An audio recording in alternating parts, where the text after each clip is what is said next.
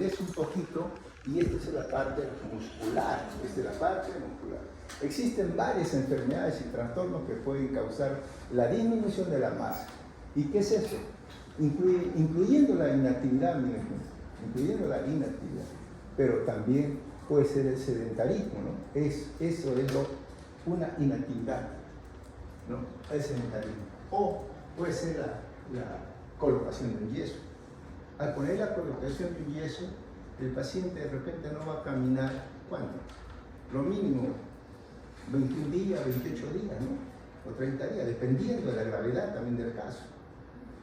Pero hay otras personas que muchas veces son intervenidas quirúrgicamente y que necesitan mucho más tiempo para poder curar todas esas fracturas que han tenido, ¿no?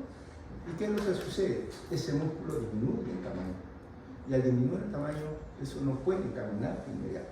Tienen que entrar en un proceso de rehabilitación para poder entonces recién así poder tomar nuevamente ese tamaño de estas músculos. Pero hay otras cosas también ahí. Otra cosa que estos pacientes pueden sufrir de tipo de enfermedades, ¿no? Por ejemplo, la insuficiencia cardíaca, enfermedad pulmonar obstructiva crónica, quemaduras extensas, insuficiencia hepática, trastornos electrolíticos, anemia, ¿no?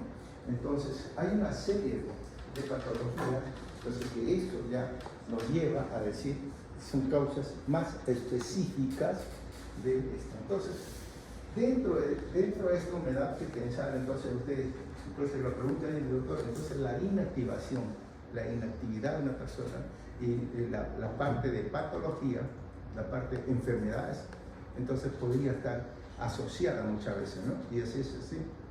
Y se asocia. ¿Y se asocia por qué? Porque el músculo nada tuvo que ver, por ejemplo, con la fractura que haya tenido, o con la dislocación o luxación que haya tenido. Pero el solo hecho de mejorar una parte de daño orgánico, entonces compromete la masa muscular, ¿no? Y eso es lo que hace. Por eso que se le considera esto ya entonces como una enfermedad. Pero también puede ser en desuso. Por ejemplo, este señorcito un poquito gordito, ¿no? Entonces ahí se hace un poco difícil.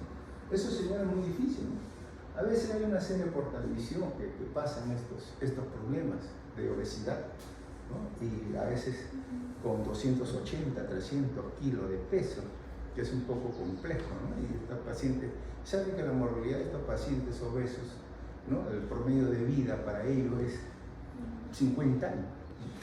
Entonces, ahí no hay por qué, porque así han decidido, ¿no? Bueno, eso es entonces lo que nosotros vemos ahí. Y todo esto se ve acá. Bueno, yo creo que no vamos a hablar mucho porque ustedes ya lo van a ver entonces, pero aquí también hay una alteración, hay un equilibrio, como todo en patología, ¿no? En patología siempre hay un equilibrio funcional, ¿no? Siempre tiene que haber un equilibrio funcional para que ocurra esto. Y acá, curiosamente, también se da esta patología. Y aquí va a haber un desequilibrio entre la síntesis, en la disminución de la síntesis y aumento de la degradación.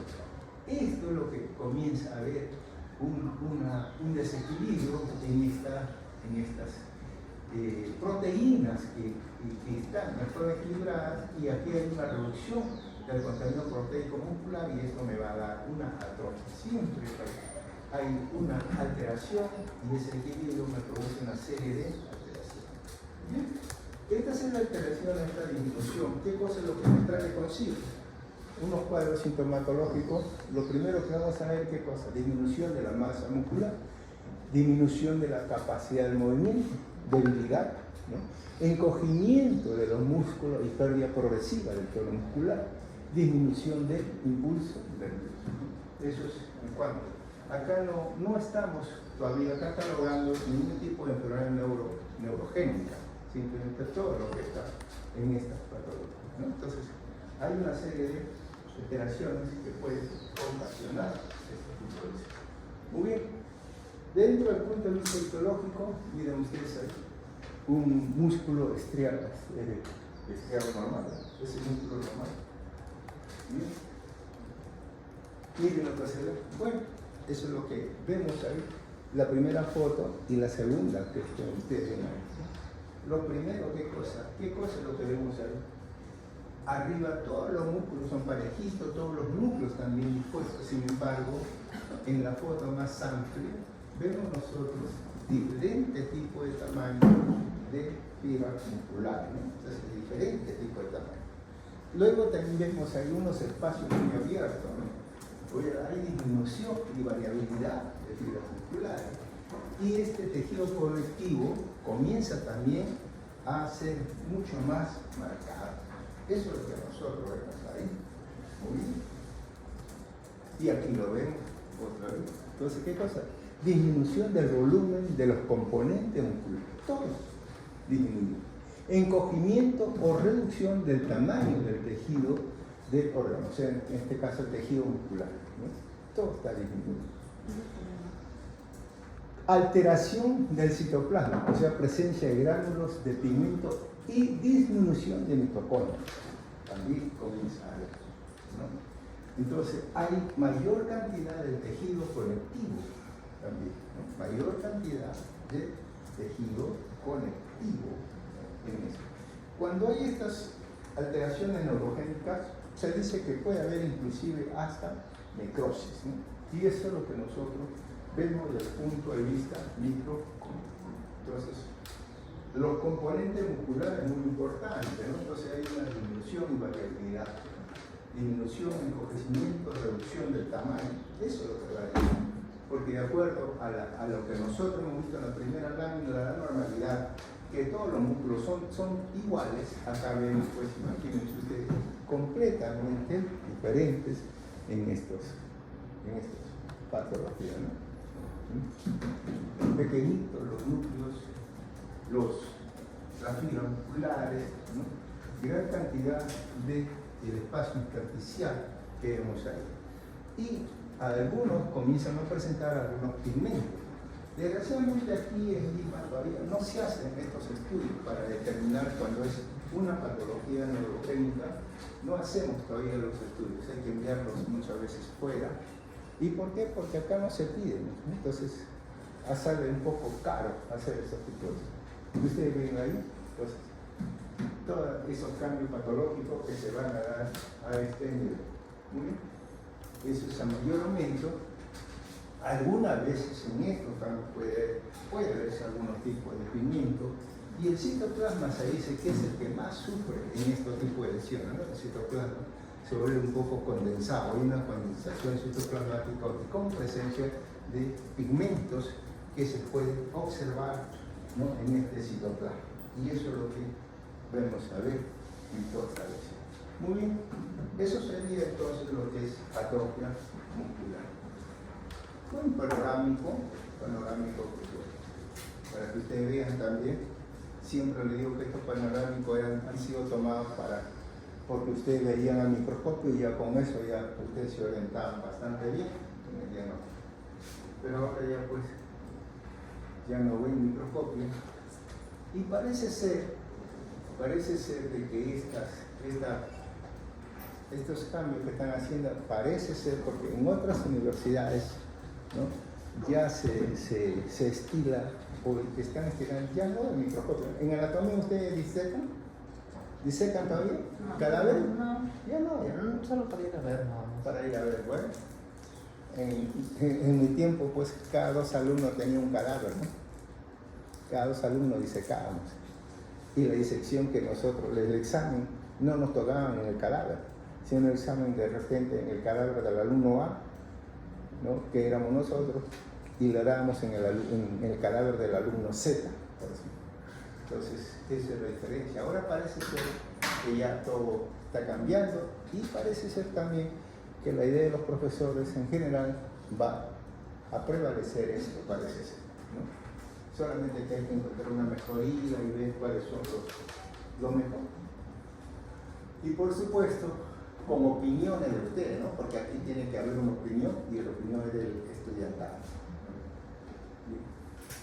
Ok, vamos a tener otra médula ósea hipoplásica, ¿no? Una médula ósea normal en adulto y médula ósea. Bien, a veces es un poco complejo cuando ustedes entren, ¿sí?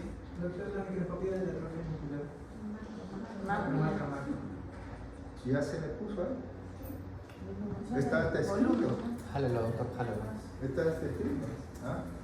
Ya se le puso. Estaba ahí escrito disminución de la masa muscular, encogimiento, disminución y diferenciación del tamaño de todo el tejido muscular. Es que lo que pasa, usted lo ha puesto como micro. Ahí le ha puesto micro. No, micro también. El micro está, la macro está en la definición. La masa muscular.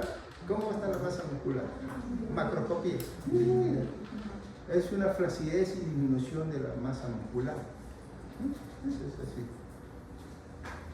Bien. Falta de fuerza también. Bien. La médula ósea hipoplásica. Bueno, ustedes lo van a encontrar, a veces le decía que es un poco difícil encontrar hipoplasia medular de repente, pero sí, esto se asocia mucho a la aplasia medular. Aplasia medular, ahí es donde tienen que buscar ustedes. La aplasia medular, o de repente, si lo quieren leer mejor, es una anemia aplásica, ¿no? Anemia aplásica. Entonces, ¿por qué? ¿Y por qué entonces le ponen hipoplasia? Bueno, no sé, eso ya depende de los médicos, pero eso es un proceso, ¿no? Cuando hay aplasia medular, puede haber una aplasia medular leve, moderada o severa. ¿Y eso está en relación a qué? En relación al número de elementos formes sanguíneos que nosotros vamos a encontrar en esto, ¿no? Un número de elementos formes sanguíneos que normalmente, a ver, ya creo que lo tengo la foto, esto es, por ejemplo, esta es la presencia de los elementos formes sanguíneos, ¿no? Los elementos formes sanguíneos tenemos los glóbulos rojos, son los normocitos, ¿no? Los normocitos ya maduros, pero comienzan como normoblastos. La serie megacariocítica también, la serie mieloide, donde están todos los elementos granulares, ¿no? O sea, los leucocitos, los macrófagos, los monocitos, y la serie linfoide, ¿no? Donde están las series los linfoblastos, ¿no? Los linfocitos, y viene el linfocito B, el linfocito T, etc. Entonces, todos esos son los elementos formes que constituyen esto. Ahora, si acá yo tengo, si esta es la función normal, entonces digo, bueno, ¿y qué pasa con la aplasia o la hipoplasia? Comienza a disminuir esto. Y cuando considero que hay una hipoplasia o cuando considero que hay una aplasia medular. Eso es lo más importante que ustedes tienen que saber, ¿cuándo considerar eso? Entonces, ¿por qué? Porque yo digo, bueno, este es el número. ¿Y cuándo es el número normal de un elemento forme sanguíneo? ¿Cuánto tengo que encontrar? Eso yo creo que ahí comencemos a ver, ¿no? Entonces, probablemente ustedes ya la han hecho ya, probablemente ya. Esta es la causa. Vamos a ver la otra foto mejor. No está. Bueno, esos eran los cambios que yo había realizado. Bueno, entonces, le decía que cuando nace un niño,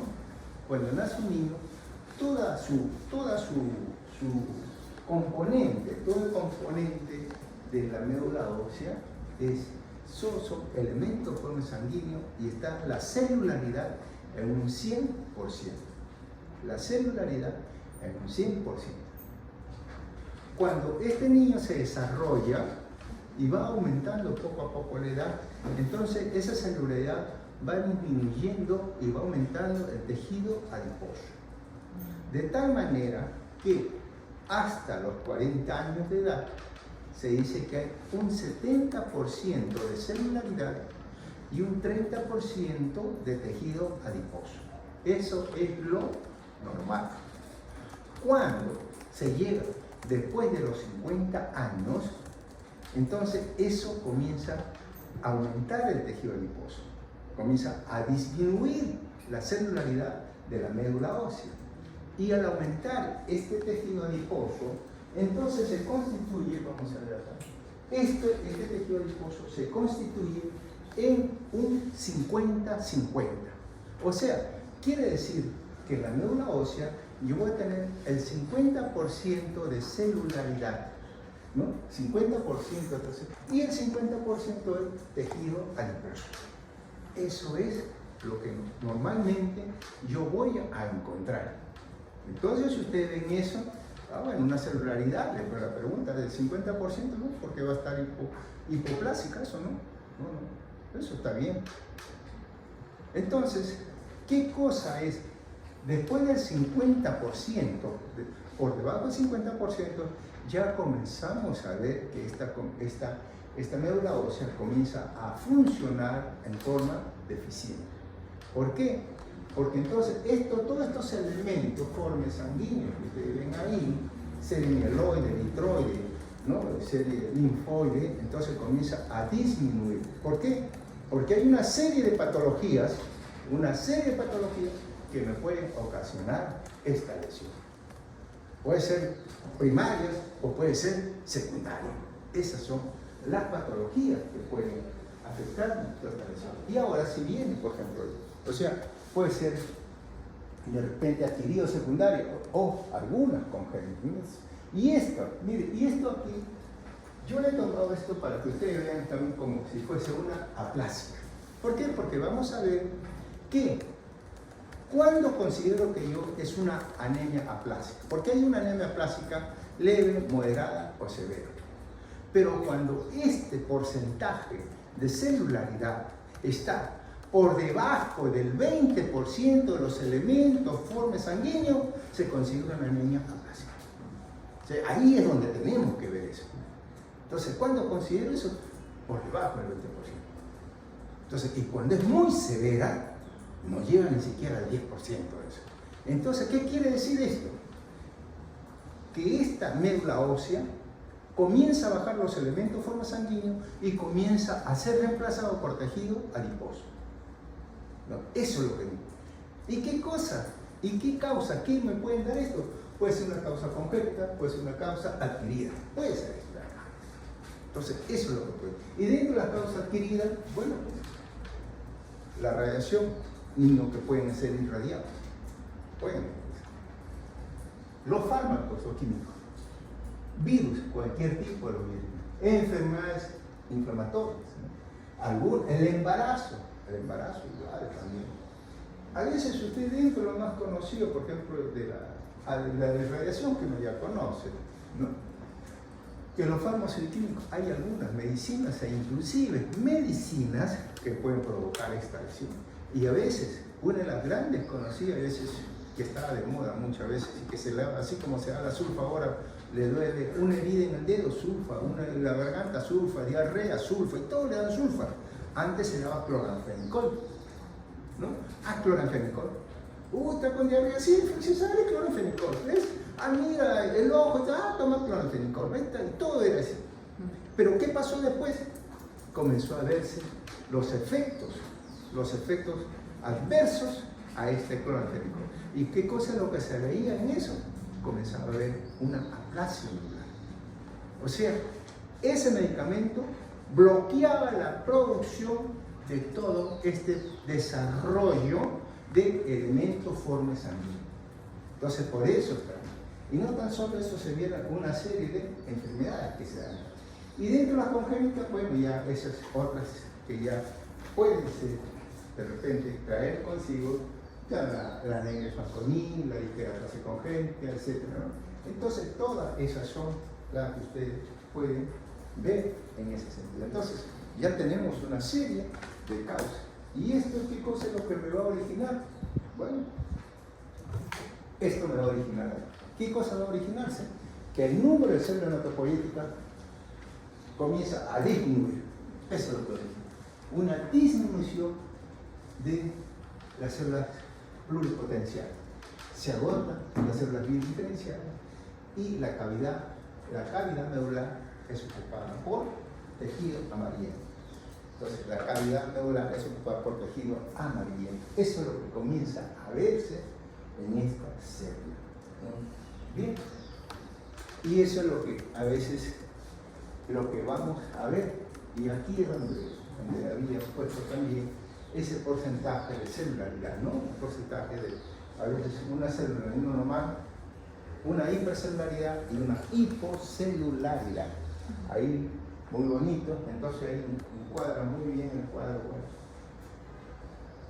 que yo le puse pues no guardar y todos los cambios que había realizado, porque aunque le parezca mentira, yo todos los ciclos siempre hago modificaciones y modificaciones, no dejo, muy raro, no dejo que la clase de ustedes, toda esta lámina van a ser igual para el próximo, para agosto, septiembre. Cambia siempre, cambia. Muy bien. Bueno, entonces eso es lo que nosotros vamos a ver y eso es lo que ustedes ven. Entonces eso es lo que vemos. Ahí es, en esto de aquí hasta allá, en esto era donde aquí seguía el cuadro, ¿no? Cuando encontraba y cuando era una aplasia y la aplasia, la celularidad normal, es lo que habíamos dicho, y luego viene la celularidad, la hipoplasia. Como le dije también a ustedes, que todos estos cuadros, todos estos cambios que vamos a ver, comienzan con una aplasia medular, que hemos visto la causa, y comienza de repente también a presentarse como, de acuerdo a la gravedad, a una hipoplasia. ¿Qué cosa es lo que puede presentar el paciente? Entonces, el cuadro clínico, fácil, ¿no? El cuadro clínico, ¿qué puede presentar? A ver, si el paciente está anémico, ¿no es cierto? Malestar, sueño, cansancio, placeres, falta de apetito. O sea, así son ustedes, lo imaginan, ¿no? Palidez de piel y mucosa.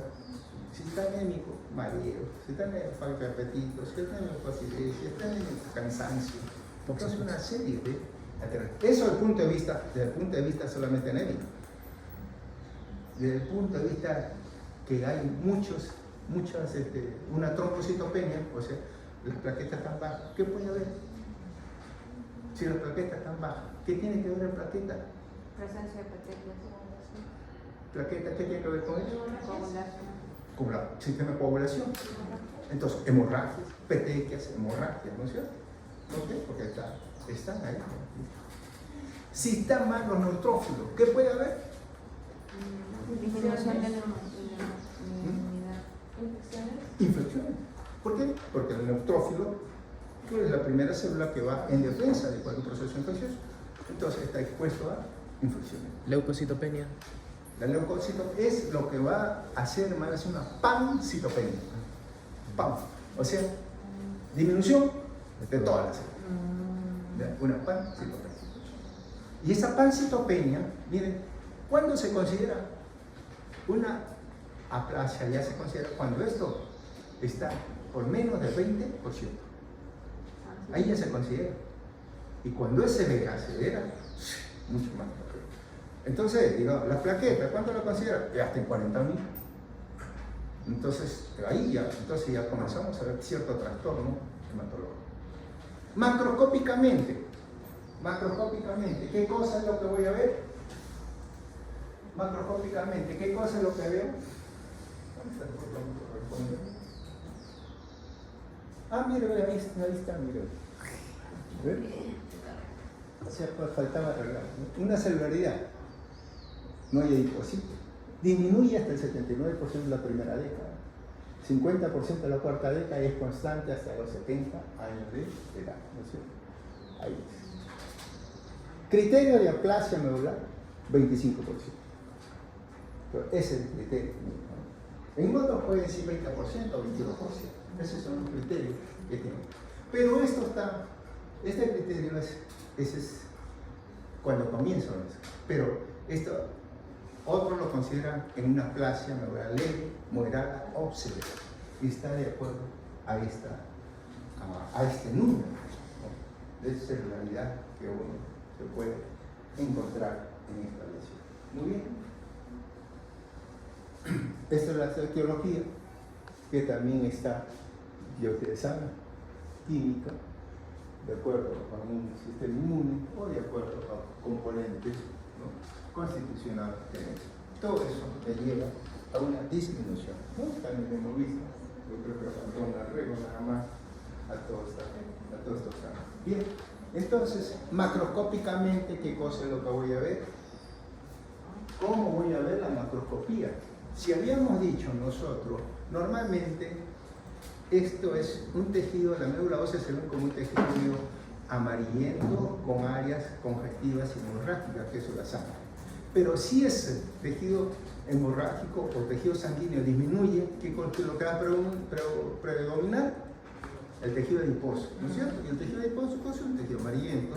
Entonces, médula ósea de un color amarillento, o sea, médula ósea reemplazada por tejido adiposo, ¿no?, amarillento, con escasos, ¿no?, los casos sangre, o escasa cantidad de sangre, pongo así. Entonces, predominantemente, médula ósea predominantemente reemplazada por tejido adiposo. Así es, nada más. O un tejido amarillento, ¿no?, que eso es el tejido adiposo. Eso lo veo macroscópicamente, lo veo amarillo lo veo, ¿no? Y eso lo veo. Microscópicamente, ¿qué voy a ver? Una disminución de todas las series, ¿no?, de todas las series sanguíneas, ¿no?, todas las series, disminución. Entonces, ¿ahí qué voy a ver acá? Voy a ver acá disminución de la serie normoblástica, que son los hematinas. Disminución de la serie mieloide, ¿no? Ahí tenemos los leucocitos, los monocitos, los segmentados, ¿no? Disminución de la serie megacariocítica, entonces disminución de las plaquetas. Eso es lo que vamos a hacer, marcada disminución, ¿no?, de todos estos elementos formes sanguíneos. ¿Cuáles son los elementos formes sanguíneos? Serie normoblástica, serie megacariocítica, serie linfótica, ¿no?, serie mieloide, serie mieloide. Muy bien. Eso es entonces lo que nosotros vamos a ver en esto. Y vemos, o sea, muy poca celularidad, ¿no?, y mucho tejido adiposo. Entonces acá ya yo no voy a encontrar pues el 70% o el 50% como supuestamente tengo que encontrarlo en otros pacientes. Muy bien. Este es entonces lo que nosotros vamos a ver. Igual se repite lo mismo para ver estas alteraciones. A mayor aumento por ahí una serie grande, un linfocito grande, un linfocito megacariocítico, ¿no? Perdón, neutrófico. Entonces todo esto es lo que vemos en estos tipos de lesiones. Muy bien. ¿Alguna pregunta? Igual, unos cariocitos, uno que otro, y no se ve más. Otra, tenemos ahí que vamos a entrar a la serie de megacariocitos. Megacariocitos.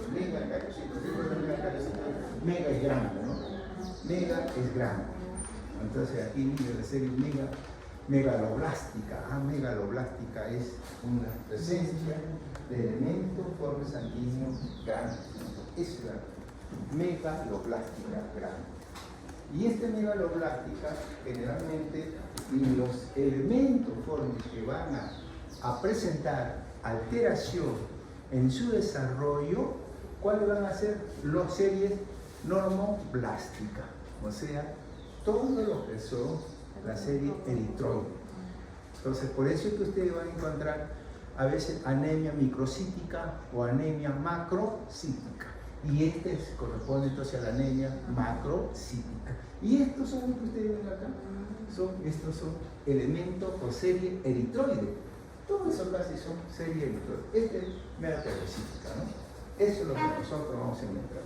Pero, secundariamente también vamos a encontrar aquí otros tipos de elementos celulares que también son de mayor tamaño. Y eso es lo que sucede con estos tipos de elementos. ¿Y qué cosa es lo que me puede causar? ¿Qué cosa es lo que me puede causar?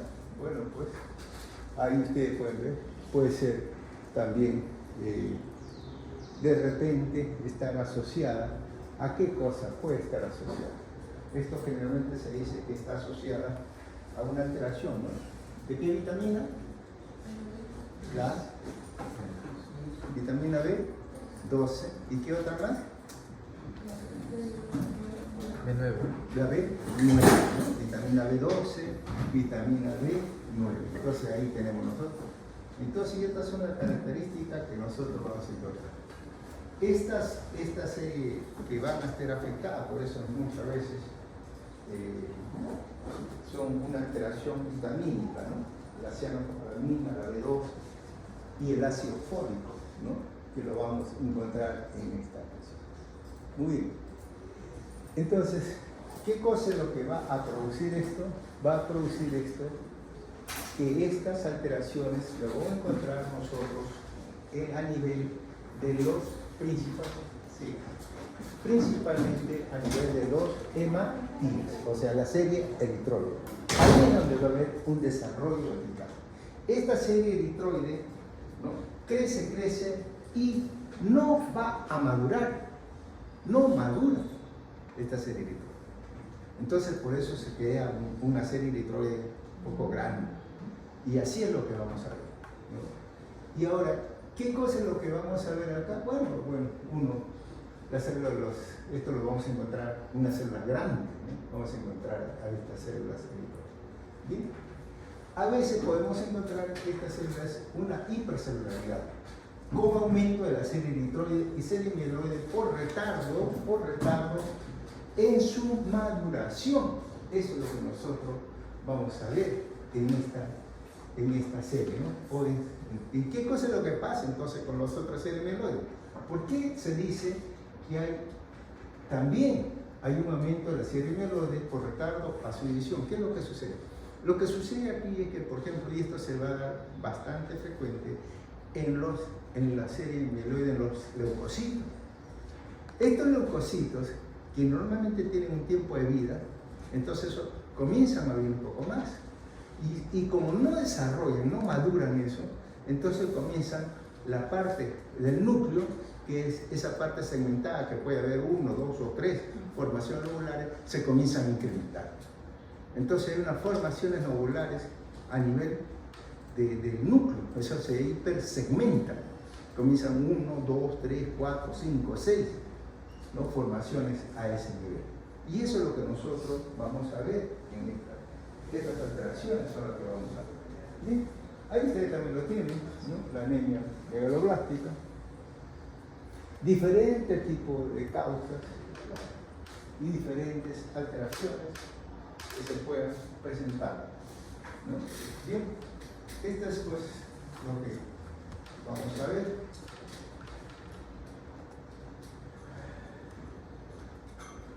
Bien, y microscópicamente, ¿qué es lo que voy a ver? Entonces, una hipercelularidad, ¿no? Aquí lo que vamos a ver primero es una hipercelularidad. Segundo, vamos a ver la serie normoblástica aumentada de volumen y tamaño. Serie normoblástica aumentada en volumen y tamaño. Eso es lo que vamos a ver. Igualmente ocurre con la serie mieloide, que también va a estar aumentada en tamaño, y los leucocitos, una hipersegmentación de los leucocitos, ¿no? Bueno, aquí están, miren. Entonces, ya no está como la aplasia o la hipoplasia, ¿no? Entonces, esto es lo que nos llama la atención, y nos llama la atención que esta serie comienza a ser hipercelular, ¿no? Hipercelular. Eso es lo primero. Uno, hipercelularidad. Eso es lo que vamos a ver. Hipercelularidad. Ahí vemos muy bien la hipercelularidad. Esta hipercelularidad se va a ver en base a qué. Miren ustedes, qué bonito, se ve muy bien. Son núcleos grandes, todos son núcleos grandes. Lo más rojito, lo más negrito, lo más redondito, esos son los que corresponden a la serie electrónica. Un incremento del número, forma y tamaño de la serie electrónica. Todas estas son células electrónicas. ¿Bien? Estas, miren ustedes cómo se ve. Acá. Estas son series mieloides. También incrementa también la serie mieloide. Y acá vemos, miren cómo se ve. Todo está así. Acá estas son series mieloides. 1, 2, 3, 4, 5 segmentados tienen. Acá igual miren, este segmentado. 1, 2, 3, 4, 5. Polisegmentación de los leucocitos. Eso es lo que vamos a ver. Igual, miren el gran aumento de tamaño, normoblastos, todos son muy grandes los normoblastos. Y este megacariocito, inmenso, grandote, este megacariocito. Estos son segmentados, polilobulación o polisegmentación de los neutrófilos. Este es un segmentado, acá hay una polisegmentación de los neutrófilos. Muy bien. Un flotilla de sangre periférica, hipersegmentación de los neutrófilos. 1, 2, 3, 4. Ese es típico, nosotros vamos a ver en la serie. Bueno, esto ya lo dejamos ahí nomás, esto es lo más importante. Igual, un panorámico para ver la hipercelularidad. Igual, hipercelularidad, que estamos viendo. Nos muestra entonces acá tanto hipercelularidad como incremento de la serie normoblástica, predominantemente, pero también un incremento en la forma y tamaño de la serie megacariocítica y la serie mieloide. Muy bien, eso es entonces lo que nosotros vamos a ver. ¿Preguntas? Vamos a entrar entonces a la otra, a la osteopenia. La osteopenia es otra patología también, ¿no? Es una disminución de la masa ósea, ¿no? La osteopenia no quiere decir, esto también está relacionado con la osteoporosis, ¿no? La osteopenia es una cosa, la osteoporosis es otra, ¿no? Entonces, igual vienen a ser una disminución de la masa ósea, ¿no? Pero que la osteopenia no causa todas las alteraciones, pero sí están muy asociadas estas dos, ¿no? Bien, la osteopenia, bueno, generalmente desde el punto de vista clínico nosotros no podemos decir si una persona tiene una osteoporosis y tiene una osteopenia, ¿no? Simplemente eso lo tenemos que dejar pues a una densitometría ósea, lo tenemos que enviar al radiólogo para que le haga un estudio de osteometría ósea y de acuerdo a esos estudios recién nosotros vemos y determinamos la masa ósea muscular. Por supuestamente que esta masa ósea muscular está ligada a una serie de factores, ¿no? De repente puede ser a las hormonas, ¿no? Se dice, por ejemplo, en las hormonas, en mujeres sobre todo, que están muy protegidas, ¿no? Por el estrógeno durante toda su vida reproductiva.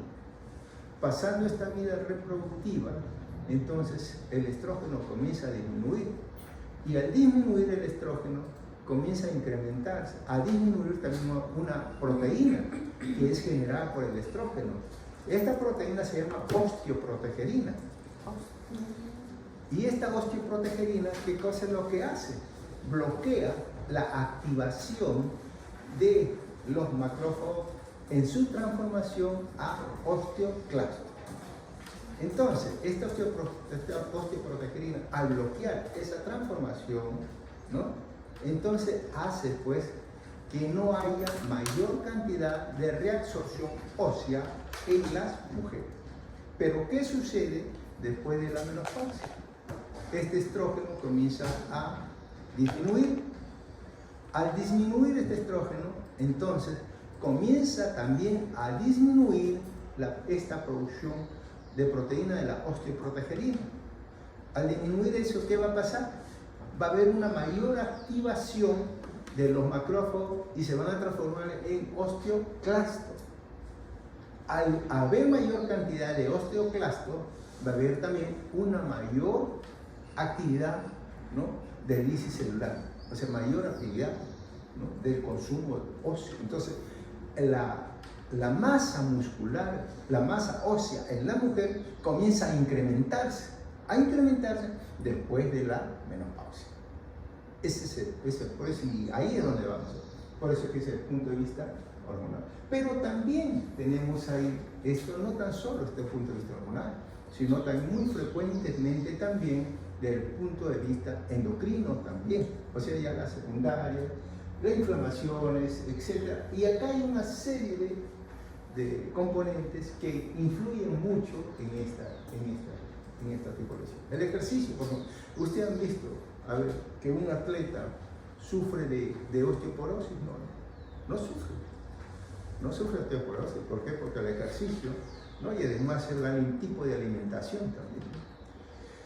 ¿Se ve más en las mujeres que en hombres? Sí, también, ¿no? Porque el hombre tiene otro tipo de dieta también y hace mucho más ejercicio, las mujeres se ven mucho más sedentarias, se evitan una serie de alimentaciones para no poder evitar el sobrepeso, y eso es lo que conlleva muchas veces a este tipo. Por eso es que cuando hablemos nosotros posteriormente de la osteoporosis, vamos a ver una osteoporosis que está ligada simplemente a las mujeres, ¿no? Por una osteoporosis ligada solamente al factor estrogénico, y la otra segunda osteoporosis que está ligada a la vejez o envejecimiento. Eso es lo que vamos a ver posteriormente. Muy bien. Entonces, eso es lo que nosotros vemos en la osteoporosis. Entonces, esta es lo que se puede ver, una osteopenia, que no viene a ser sino una disminución entonces de todo lo que es este componente. Como digo, la osteopenia simplemente no la puede medir, simplemente se puede medir mediante un balance que se hace en los estudios de una densitometría ósea. Pero igualmente la paciente está sujeto a estos cambios que se ponen. Ustedes pueden ver ahí, ¿no? Entonces, diferente, está una osteopenia, la parte media, una osteoporosis. Entonces son grados, diferentes grados, que esto puede comprometer a huesos, a todos los huesos, pero generalmente a la columna, ¿no? Tenemos también a nivel del sacro o a nivel del fémur, ¿no? Donde se puede producir diferentes tipos de lesiones, fracturas, ¿no? O compresiones de la columna. Muy bien. Eso es lo que nosotros, desde el punto de vista, nosotros vamos a ver un adelgazamiento, ¿no? De todo lo que es las trabéculas óseas, ¿no? Un adelgazamiento de las trabéculas óseas. Ustedes pueden ver en la parte cuando nosotros hacemos los cortes, hacemos que en la parte del hueso esponjoso, ese hueso esponjoso es lo que manda en esta lesión, pero hay un adelgazamiento y ruptura o ausencia de estas trabéculas óseas que están ahí, entonces se queda ahí. Ahora, dentro del punto de vista también histológico, el patólogo puede decir que esto es una osteopenia o puede decir que esto es una osteoporosis. No se puede. Desde el punto de vista de patología, el patólogo no puede, salvo que tenga el informe del radiólogo al costado. Pero histológicamente nosotros simplemente podemos hacer un adelgazamiento y ruptura de estos huesos, de las trabéculas óseas, ¿no? Un marcado adelgazamiento, que probablemente esté en relación, ¿no? A una osteoporosis. O, en todo caso, el estudio se tiene que corroborar con los estudios de densitometría ósea para descartar que esto no corresponda a una osteopenia y o una osteoporosis. Eso es solamente eso es lo que nosotros vamos a ver. Igual. Entonces, vamos a ver. Por supuestamente ahí si este paciente no tiene elementos formas sanguíneas, acá sí pues no lo va a tener porque solamente eso se ha sacado determinados cortes, nada, no lo sabemos. Simplemente un adelgazamiento eso es la parte cortical del hueso, ¿no? La parte cortical del hueso, e inclusive faltan ahí unos osteocitos. es la parte cortical, la parte superficial del hueso. Muy bien, aquí sí se ve, ¿no? Otra parte en la cual se puede ver muy bien ya la presencia de osteocitos y las fibras lamelares, ¿no? con las líneas de cemento que se ven. La línea de cemento, por si acaso, son la línea más gruesa, esta línea que ven así, esa línea, líneas paralelas que se ven en esas. Muy bien, eso es entonces lo que corresponde a esta lesión. Igual también marcado el adelgazamiento, entonces, y falta de continuidad de estas bravículas óseas. Eso es lo que nosotros vamos a ver básicamente en nuestro tipo de lesión. Bien, la última lámina corresponde pues a lo que es enfermedad celíaca, ¿no? La enfermedad celíaca no viene a ser sino una enfermedad que se va a dar a nivel intestinal, y eso lo tenemos que ver también por alguna alteración, por una intolerancia al gluten. Eso es lo que vamos a ver. Bueno, esa intolerancia al gluten, eso es lo que nosotros vamos a encontrar en estas enfermedades. Y eso gluten es la gliadina, que es lo que se produce, y que esta gliadina no va a ser absorbida por la mucosa, no va a ser absorbida a nivel de la mucosa gástrica, ni tampoco va a ser absorbida por todas las enzimas pancreáticas, ¿no? Y esto, más todavía, produce un daño a nivel de todas estas vellosidades intestinales. También va a ser absorbida, no puede ser absorbida, ahí le va a producir un daño de esto, ¿no? Entonces, eso, ¿qué cosa es lo que provoca? Este proceso provoca un proceso inflamatorio a este nivel. Entonces, y eso es lo que nosotros vamos a ver. Entonces, bueno, aquí dice, vamos a aprovechar de una vez dentro de las manifestaciones: diarrea, pérdida ponderal, distensión abdominal y esteatorrea, ¿no? Eso es lo que vamos a ver. Muy bien. Esto es lo que nosotros a nivel del intestino de la causas, bueno, múltiples causas, alteraciones en el metabolismo, exceso de pérdida, a veces ahí puede haber una serie de causas que me pueden dar, pero sobre todo eso está dado pues dentro de esa, acá lo que vemos causa de malnutrición, ¿no?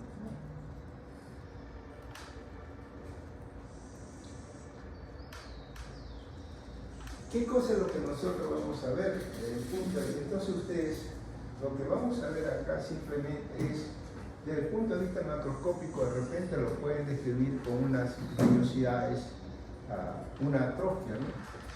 O sea, la pérdida de las vellosidades normales que se va a encontrar en el intestino se van a perder. Entonces, esto es lo que vamos a encontrar nosotros. ¿Qué cosa es lo que vemos ahí? Miren ustedes, la vellosidad se pierde y comienzan a hacer un aplanamiento y engrosamiento de las vellosidades. Lo primero que vamos a encontrar es aplanamiento y engrosamiento de las vellosidades. Estas alteraciones que van a sufrir también pérdida de las microvellosidades superficiales. Y esto va a producir un incremento de linfocitos, ¿no? Entonces, un aumento de los linfocitos a nivel de la lámina propia. Y estos linfocitos, miren ustedes ahí, un aplanamiento, ¿no?, de las vellosidades intestinales. Una disminución o desaparición de las microvellosidades. Infiltrado inflamatorio crónico. Este linfocito puede entrar también a las glándulas o a los enterocitos. Entonces, ahí es una linfocitosis intraepitelial. Eso es lo que nosotros tenemos, ¿no es cierto? es lo que vemos en esta lesión. Entonces, estos linfocitos vamos a tener que estos linfocitos pueden entrar a esta célula o pueden entrar a este epitelio, ¿no? Es un infiltrado linfoepitelial. Esto es importante para nosotros, porque este infiltrado linfoepitelial tenemos que encontrarlo por lo menos, ¿no? No el 20%, por lo menos un 40% de las células de los enterocitos. Yo cuento 100 enterocitos, o sea, 100 núcleos, cuento 1, 2, 3, 4, 5, 6, 7, 8, 9, 100, y en este número encuentro cuántos linfocitos hay dentro del epitelio. ¿Cuántos linfocitos hay dentro del epitelio? Y de repente puedo encontrar allá un 60% de linfocitos dentro del epitelio. Entonces es un infiltrado linfoepitelial, que es característico en esta lesión, ¿no? Eso es lo que vemos ahí nosotros. Entonces, un aplanamiento y ensanchamiento de las vellosidades, ¿no? Aplanamiento y ensanchamiento de las vellosidades. 1. 2. Alteración o disminución o desaparición de las microvellosidades. 3. Infiltrado inflamatorio en lámina propia y presencia de infiltrado linfoepitelial. Infiltrado linfoepitelial, ¿no? Ustedes tienen un 40% de los enterocitos. ¿Bien? Entonces eso es lo que vemos ahí. Ninguna vellosidad está normal ahí, ¿no? Todo está aplanado. Todo hay un aplanamiento y ensanchamiento de las vellosidades, con infiltrado inflamatorio crónico en lámina propia y presencia de un infiltrado linfoepitelial, ¿no? En los enterocitos. Nosotros contamos aquí todo esto, lo que es cuántos linfocitos hay dentro de este epitelio superficial. Y de acuerdo a eso ya nosotros acá, ¿no? Y decimos que esto es una enfermedad seria. Igual, miren ustedes acá, miren esta mucosa, cómo está completamente aplanada y atrofiada, ¿no? Está aplanada. Esta es una enfermedad seria. Acá, miren, estos son los pliegues. Bueno, si lo ponemos y lo levantamos, debe estar así. Sin embargo, hay un ensanchamiento y un aplanamiento que tiende a disminuir. Acá igual. Acá se ve mucho mejor, ¿no? Hacia abajo, entonces vemos nosotros que todavía hay unos pliegues, ¿no? Dentro de los pliegues intestinales. Acá. Ensanchamiento y aplanamiento de los pliegues intestinales. Alteración de la microvellosidad, por eso que no hay absorción de nada. Y acá tenemos infiltrado inflamatorio linfocitario a nivel de la lámina propia y presencia de infiltrado linfoepitelial, o sea, linfocitos en el epitelio de los enterocitos. Y este es el porcentaje que tiene que haber. Acá se ve mejor. Acá está linfocito, pero aquí miren ustedes ya cómo está entrando dentro de este epitelio. Esto es el infiltrado linfoepitelial, ¿no? Eso es lo que tenemos que ver. Muy bien. La siguiente lámina corresponde a la esteatosis hepática, ¿no? La esteatosis hepática. Esto, a veces la esteatosis hepática no hay que relacionar en este caso con la esteatosis hepática no alcohólica, ¿no? Esta es una esteatosis hepática no alcohólica. Y esta esteatosis hepática no alcohólica, porque puede ser una esteatosis hepática por alcohol, bueno, también puede darse, ¿no? Pero desgraciadamente las dos pueden evolucionar tranquilamente a una cirrosis y posteriormente evolucionar también a un hepatocarcinoma, ¿no? Las dos. Vamos a hablar ahora de la esteatosis hepática no alcohólica, y eso está en relación muchas veces a todo lo que es el proceso propio de ingesta alimenticia de la persona. Actualmente se le ha dado bastante ímpetu a todas estas lesiones, ¿no? O sea, uno ve ahora muchas veces el paciente que su régimen alimenticio no cambia, mucho carbohidrato, entonces ¿dónde se van a ir todos estos carbohidratos? Se van al hígado. Es lo que le llamamos enfermedad, el hígado graso, es lo que le llaman ahora, ¿no es cierto? El hígado graso. Y este hígado graso, pues, ¿qué es lo que hace? Hace un aumento de volumen del hígado. Y el hígado normalmente comienza a perder ese color parduzco que normalmente con un pardo amarillento. Y ese pardo amarillento lo va a dar a pérdida de grasa. La sintomatología de una esteatosis hepática no alcohólica, generalmente no hay sintomatología, ¿no?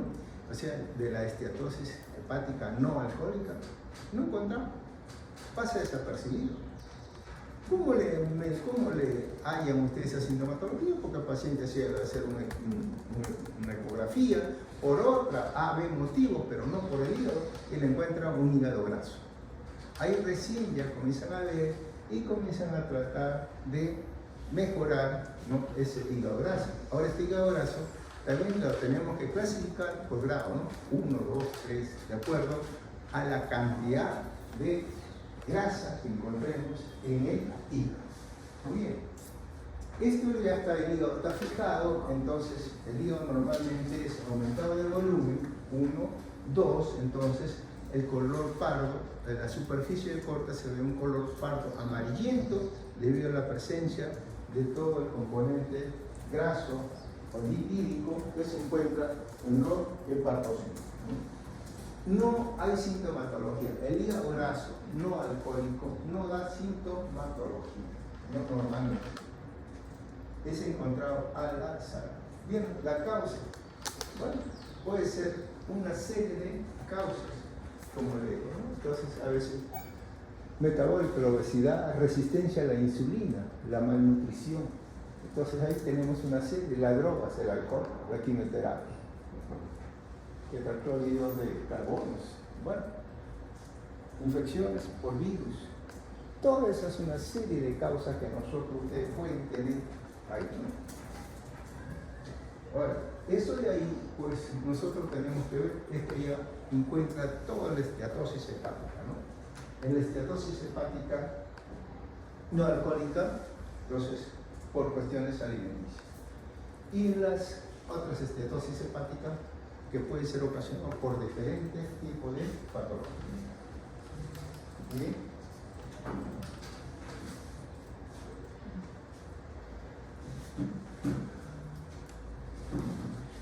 Doctor, pero usted nos dice esteatosis hepática no alcohólica y acá en la lámina dice etiopatogenia del alcohol.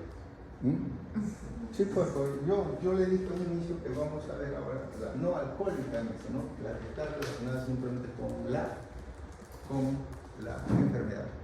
O sea, la esteatosis hepática no alcohólica. Pero puede haber una serie de cambios, ¿no? No tan solo el alcohol, tanto la no alcohólica como la alcohólica tampoco te va a dar sintomatologías. ¿Cuándo te da sintomatología?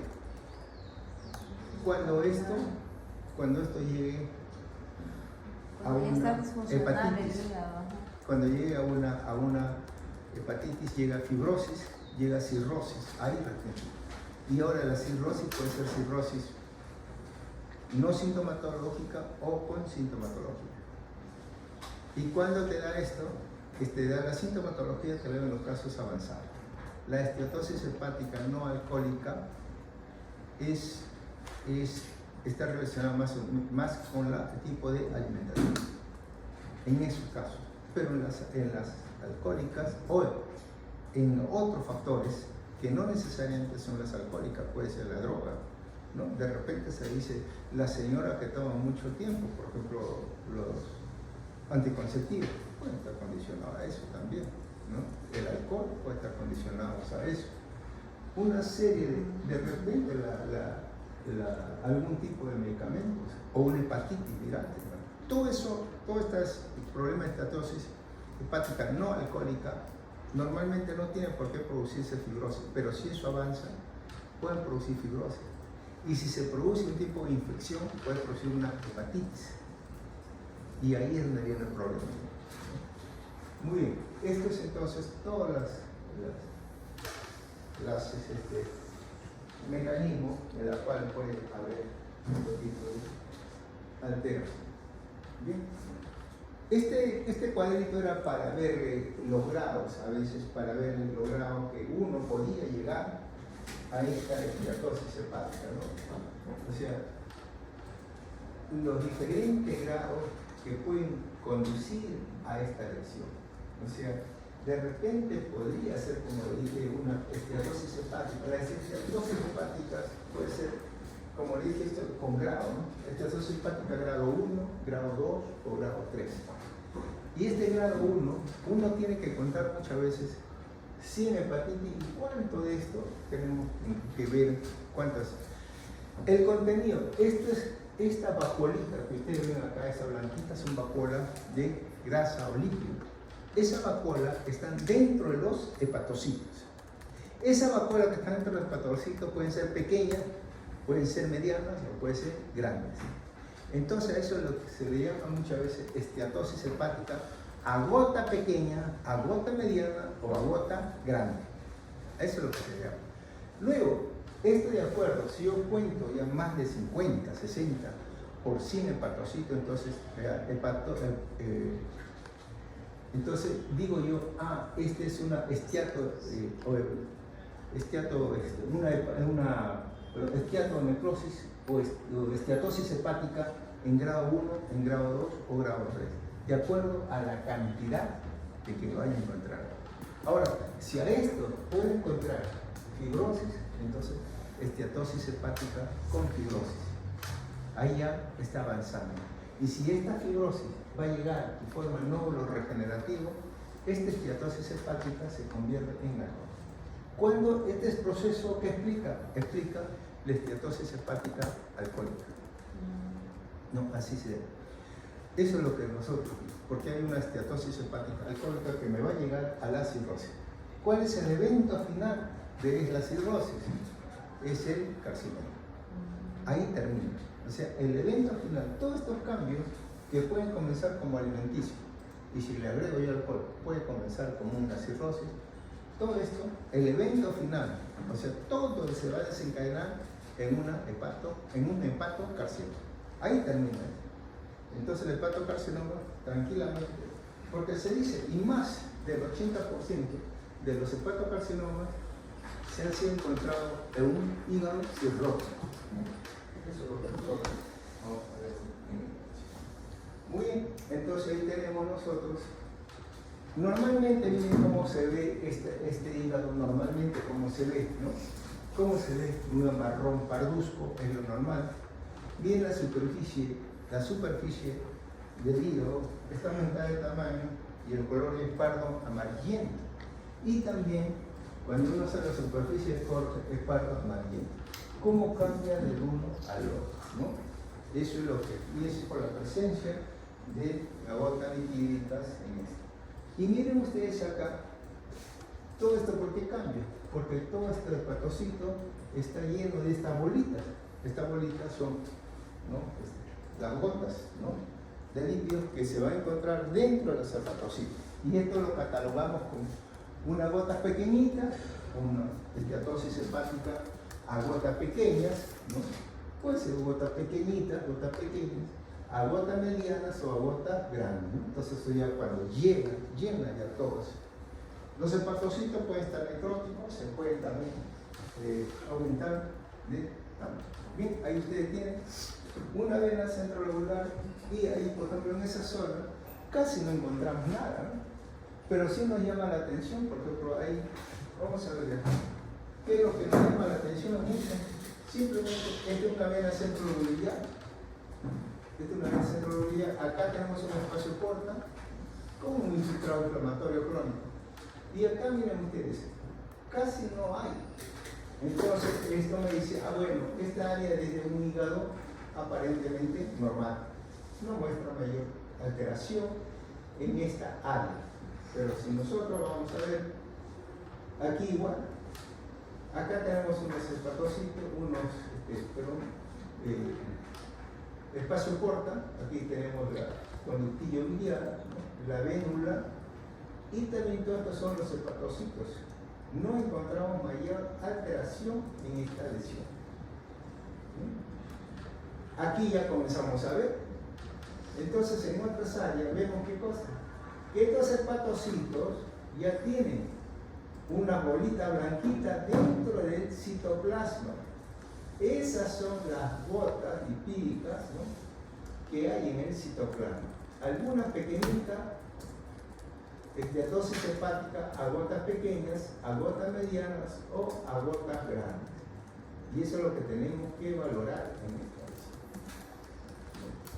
Igual, a mayor aumento, miren ustedes entonces acá, igual. Entonces, ¿qué es lo que yo pondría en esta patología? Se observan, ¿qué cosas? ¿No? Se observan células hepáticas con presencia de gotas con lípidos, ¿no?, a gotas pequeñas, a gotas medianas o a gotas grandes. ¿Listo? Acá yo no estoy hablando si esto es de grado 1, grado 2 o grado 3. No, no, no. Simplemente qué cosa es lo que vamos a observar. Nada. Igual. Y eso es lo que hace característico a esta lesión. Aquí se ve muy bonito. Miren ustedes, miren este hepatocito. Miren cómo está un hepatocito aumentado de volumen, tamaño, miren cómo está. En cambio otros, ¿cómo están? Acá igual. Completamente grandes estas gotas lipídicas. Bien, eso es entonces lo que nosotros vamos a ver. Este es un panorámico donde se ve muy bien. Mejor está este panorámico que las fotos. Miren ustedes, más representativo. Todas son las gotas grandes, ¿verdad? Ven la centrolobulillar y todas son las gotas grandes. Bien. Eso es entonces lo que corresponde a esta última carta. ¿Bien? ¿Preguntas? Cualquier cosa, entonces.